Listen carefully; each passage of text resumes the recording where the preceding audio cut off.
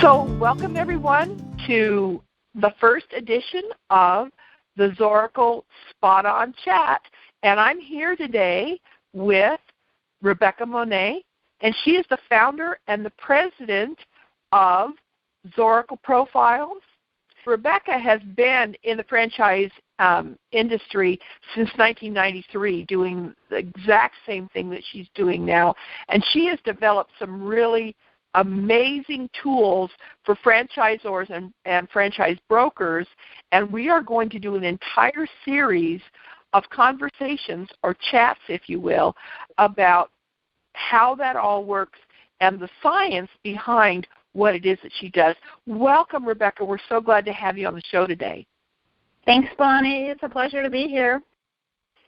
Well, I am so glad to have you here, and today we're going to talk a little bit about the history of personality tests and what's the difference between a personality test and the assessment that you do. What exactly is a personality test? Good question. Actually, some of the history of personality tests is very interesting. It goes all the way back to Sir Francis Galton in 1884.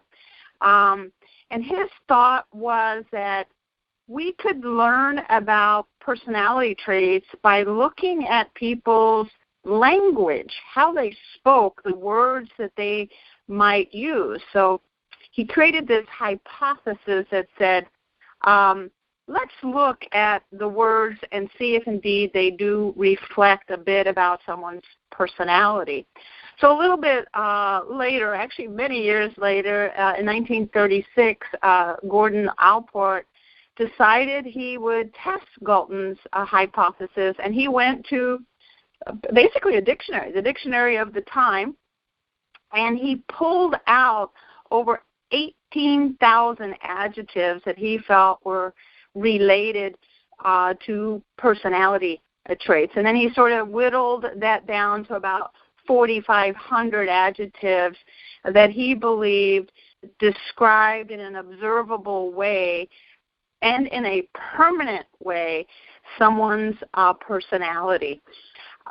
We have to remember, however, that 1936 language is very different than 2014 language, and even words, the meanings have changed during that time. Mm-hmm. And then one of his colleagues, Raymond Cattell, who was a psychologist originally, I believe, from England, took that whole idea and decided to whittle it down even more. So it went from 18,000 words to 4,500 words, down to getting rid of all the synonyms, and now they were down to 181 words they believed clustered together in a way that describes somebody's personality. So from that came kind of the first personality test called the 16 Personality Factor Questionnaire. So these clusters, basically these 181 words or adjectives were then clustered into 16 personality traits. Do you remember, Bonnie, ever taking one of those 16 personality factor questionnaires when you were in high school or college? You know, I've taken several different ones over time. I think the one that stands out in my mind is the one where they talk about the owl, the turtle, and the hare, and I don't know. There were 3, 4 different animals or something that were your personality things. And I always kind of thought that they seemed a little general until I then started cross-breeding them and saying, okay, well, you're a turtle owl or, you know, whatever. But right. Quite frankly, I was never all that clear on exactly how they worked or what they did. Yeah. Well, and that's one of the challenges with personality tests is where Cattell was going with the 16 personality factors. If you could describe everyone in 16 factors, it does kind of generalize things, as you were mentioning. But here's what's even weirder about all that. This is why, you know, we at Zoracle just are anti-personality tests, at least in the world of franchising, if you want to predict performance. But The world of personality tests went a little bit further a few years later and actually determined out of that 181-word personality factor questionnaire that there were really only 5 consistent factors that could be measurable over a person's lifetime. Because remember, what we're looking for, personality tests, what they're looking for is something that's going to be in your personality for the span of your life. So they're testing some things that are forever, basically. Mm-hmm. So it ends up boiling down to 5 factors. And in fact, today, almost all personality tests are based on the 16 primary traits that then were factor analyzed and basically boiled down to 5 global factors. So almost all personality tests now are based on these things. Basically, it's openness, conscientiousness, extroversion, which of course we're very familiar with, neuroticism, and agreeableness. And in high school or college, you remember that as it was a acronym that was taught as OCEAN or CANOE. You know, that's really wild. I mean, when you think of, I'm just thinking of the wide range of people that I know and all the different kind of quirks and things that obviously you kind of measure in your head just as a human being responding to another human being.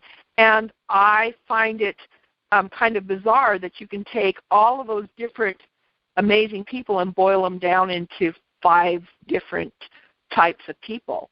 I agree. I don't think it's possible to break it down to just 5 attributes, but that's exactly what personality tests do. In fact, the DISC, which is one of the most popular used, not just in franchising, but across the board, the Myers-Briggs, which we're all very familiar with, or the Kearse Temperament Disorder, these are all big assessment tools that are used across companies consistently that are based on this big 5 model. So we talked a little bit about the 16-point questionnaire and all of that, but what about the Kearse Temperament Disorder and the Myers-Briggs? They claim to be different. Are they really? You know, it depends how you look at it, honestly, Bonnie. The Myers-Briggs type indicator actually predates Kristall's work, which we talked about with the 16 personality factor questionnaire, which then was sort of boiled down to the just 5 particular points. However, if you look at the Myers-Briggs more closely, you will see that 4 of the 5 big 5 dimensions are right in both the Kearse Temperament Disorder and the Myers-Briggs. For instance, in the MBTI, the EI scale, or the introvert versus extrovert scale, clearly corresponds with introvert, extrovert, and the big 5, right? And the what they call the SN scale, which is sensor intuitor, corresponds directly with openness to experience, which is one of the 5. And the Kearse temperament is very, very similar to the Myers-Briggs. It uses those same 4 scales.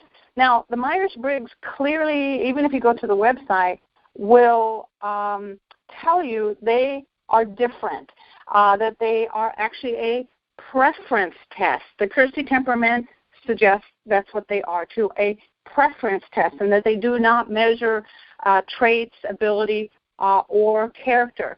And it comes from Dr. Carl Jung's theories, and if you know Dr. Carl Jung, he was a colleague, a protege of Sigmund Freud, which in and of itself should tell you something. But nonetheless,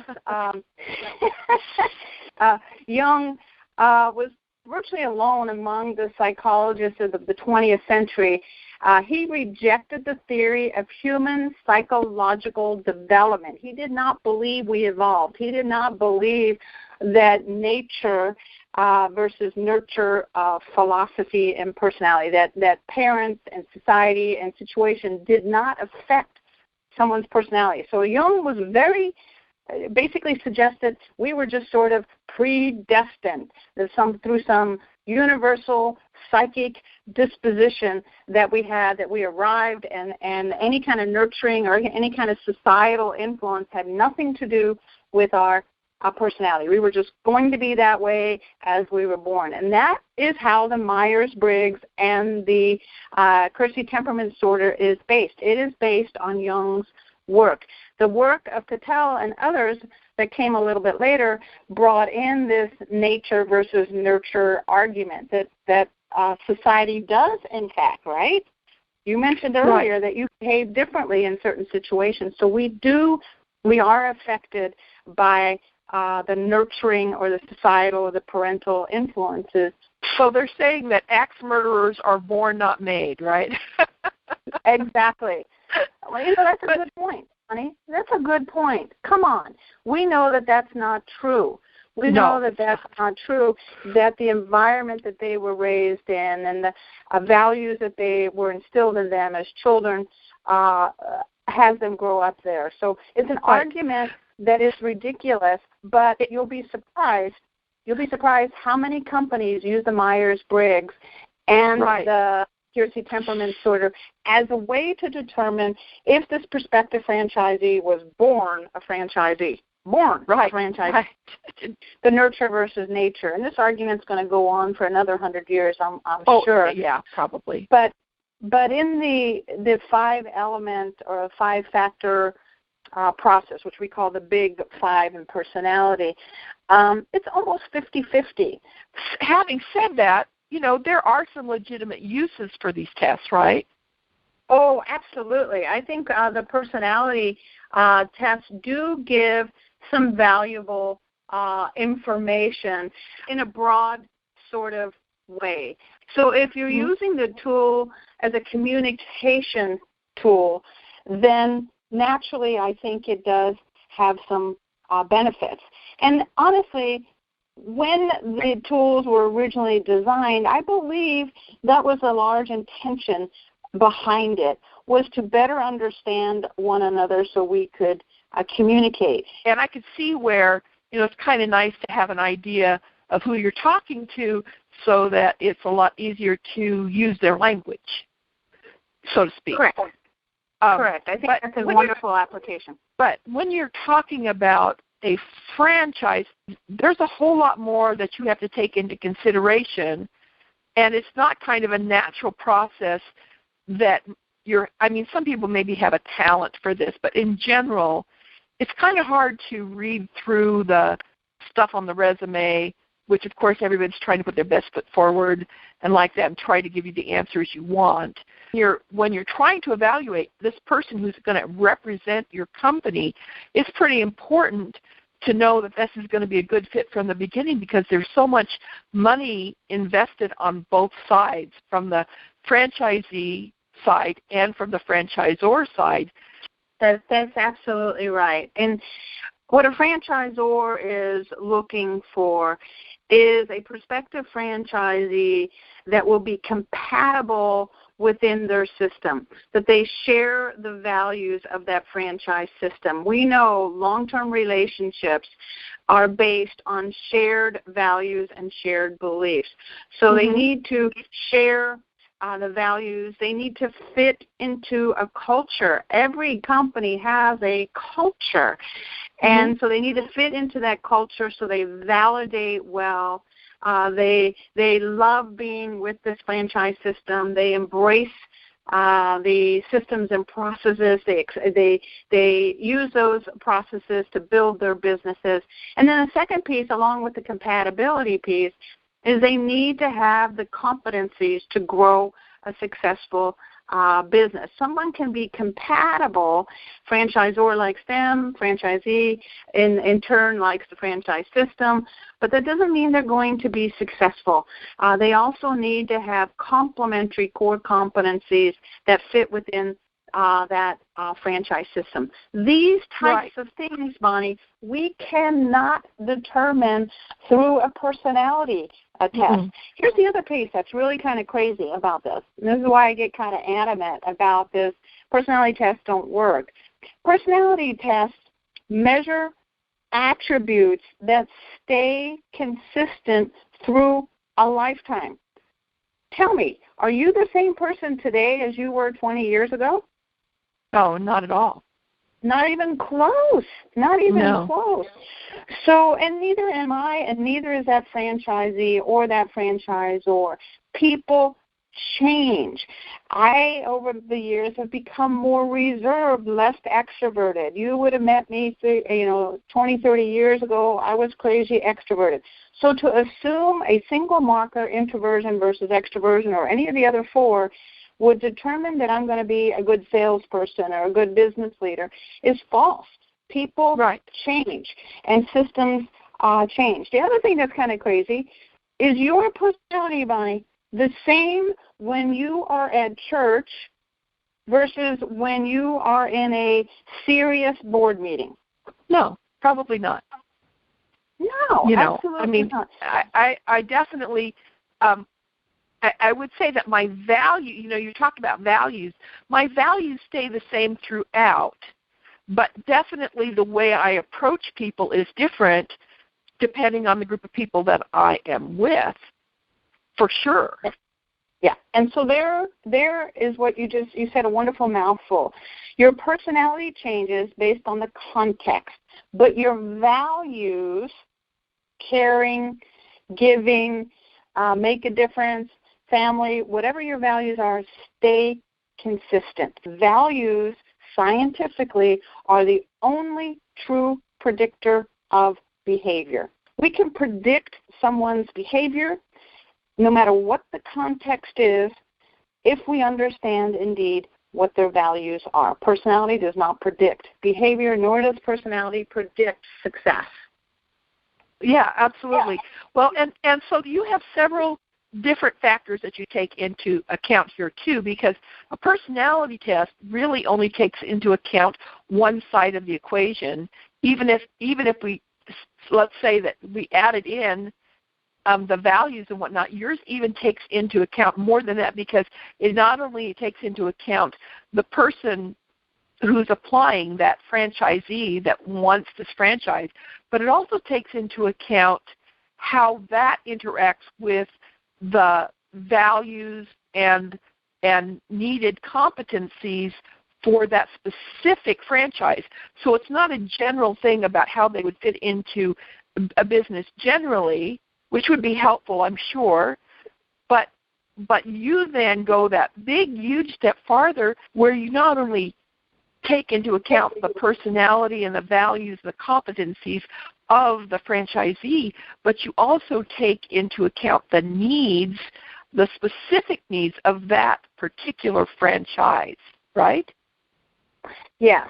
A franchise, like any business, evolves and changes. An early-stage franchise system is different than a late-stage franchise system. Early-stage franchise systems are still very dynamic and have a lot of room to develop and implement systems and processes. So an early-stage franchise system may be looking for someone that is much more sales-oriented, much more marketing-oriented, is able to have strong leadership skills to bring in managers to run those multi-unit operations. Where stage 3 or stage 4 franchise system, which is much more plug-and-play, much more systematic, we'll be looking for someone who can exploit the system and can comply. These are more technicians than they are true entrepreneurs. So part of the Zoracle process is to look in depth at the franchise system to see where they are in the stage of growth and to determine the types of franchisees that will fit within each of those stages of growth. Equally important is that this franchisee can evolve and change in tandem with that franchisor. The costs involved to a franchisor bringing on a prospective franchisee is crazy. So to bring on the wrong franchisee is so detrimental. The challenge they have had is they've only had personality tests available to them. Right. And it's been difficult for them, if they're using personality tests, to discern, this person looks just like that person. He's an extrovert, he's a high D, he's a high I.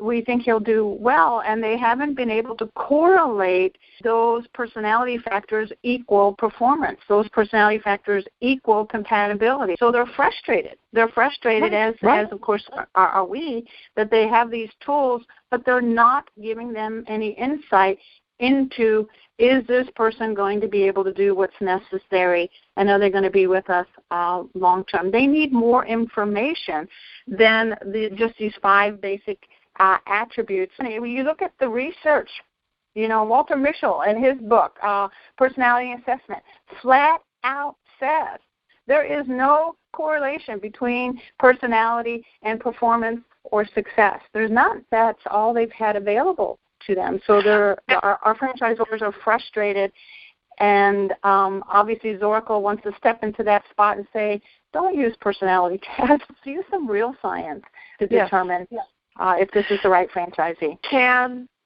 the people who are listening to this right now, the franchisors that are going, this sounds really cool, is there a way to test drive this process? Yeah, there's a couple of ways franchisors can do that. One is to go directly to the ZoracleProfiles.com website. Take the assessment yourself. You'll instantly see, as a potential franchisee, what the culture is that you would fit well in. What's the stage of growth of a franchise system you would fit well in? What are your value sets? What are your 8 primary core competencies? So that's one way. They can just go straight to the Zoracle Profiles site, take the assessment for themselves. They'll instantly see this is not a personality test. It's very different. Or, just give us a call, and we'll set up a demo, a trial account for our franchisors that are interested in using it on their current prospective franchisees. Awesome. If you look below this podcast, you will see there's a number and a link to both of those things. Now, secondly, we're going to be doing a series of these podcasts that are going to break down each of these different aspects of the science that goes into each one of the areas that you examine in this test. I'm really looking forward to it. And if I understand this right, Zoracle is not a company kind of stuck in a 100-year-old system of analyzing individuals. There's ongoing science going on here. Aren't you in the process of putting out a huge white paper here sometime soon? That's a really good question, Bonnie. We do not use science that comes from 1884 or 1936 for a gazillion reasons, the least of which we just spoke about. Language changes. Personality is context specific, so we're always using the latest research. Emotional and social intelligence is a good example. Dr. Daniel Goleman's work shows us a direct correlation between somebody's ability to manage themselves, discipline themselves, manage their emotions, manage relationships. All of these things have a direct correlation to how much money someone's going to make and how happy they're going to be. So at Zoracle, we're committed to using the latest science and validating that science, and science that relates specifically to franchising. We only focus on the franchisee and the franchisor. I know that there's a lot of individual aspects, and we touched on those very quickly today. But in our future chats, what I'd like to do is go through the details of how this all kind of works together. Shall we discuss next time the growth aspects of franchises as they mature as a franchise? I think that's a great idea for us to address the individual stages of growth of a franchise system so a franchisor can recognize where he or she is and do a better job selecting the right franchisee. thank you so much for your time today, Rebecca. I learned a lot, and I'm sure that our listeners will be interested to see, as we delve into what makes a successful franchisee in a franchise system and how those stages of growth affect the choices that we make and why it's important to do these assessments of their potential franchisees. Thank you very much, and we'll see you again soon. Okay, thanks, Bonnie.